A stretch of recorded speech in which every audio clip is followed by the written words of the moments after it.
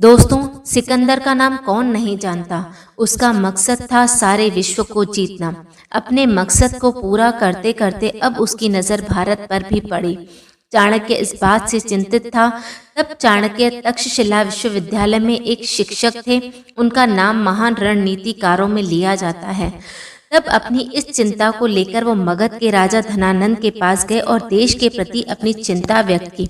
पर धनानंद ने अपने अभिमान और भोग विलासिता के चलते चाणक्य का बहुत अपमान किया और सिपाहियों से घसीटवाता हुआ बाहर निकलवा दिया।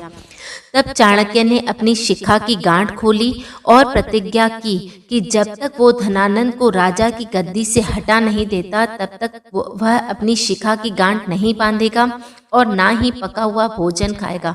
चाणक्य की मुलाकात चंद्रगुप्त से हुई और उसने चंद्रगुप्त को धनानंद से युद्ध करने के लिए तैयार किया। कुछ ही समय में चंद्रगुप्त ने लगभग 5000 घोड़ों की एक छोटी सी सेना तैयार कर ली और मगध की राजधानी पाटलिपुत्र पर आक्रमण कर दिया।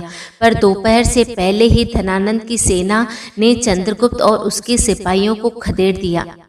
चंद्रगुप्त और चाणक्य अपनी जान बचाने के लिए अलग अलग जगह चले गए। चाणक्य एक घर में जाकर छिप गए। वहां एक बूढ़ी औरत अपने पोते को खाना खिला रही थी। दादी ने रोज की तरह खिचड़ी बनाई और बीचों बीच छेद करके गर्मा गर्म घी डाला। थोड़ी ही देर में बच्चा जोर से चिल्लाया और कहा, हाथ जल गया, हाथ जल गया। तब दादी ने आकर देखा कि बच्चे ने गर्मा गर्म खिचड़ी के बीच में उंगलियां डाल दी थी। तब दादी ने अपने पोते से कहा, तू चाणक्य की तरह मूर्ख है।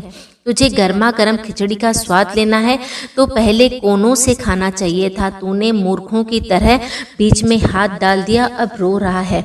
चाणक्य ये सब देखकर बाहर निकल आए और बुढ़िया के पांव छुए और बोला, आज मुझे आपसे बहुत बड़ी सीख मिली है कि मैं सचमुच कितना मूर्ख था कि राज्य की राजधानी पर आक्रमण कर दिया।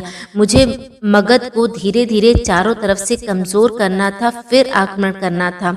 बस इसी सीख को लेकर चंद्रगुप्त और चाणक्य ने मगध को धीरे धीरे कमज़ोर करना शुरू किया और एक दिन चंद्रगुप्त मगध का शासक बन गया।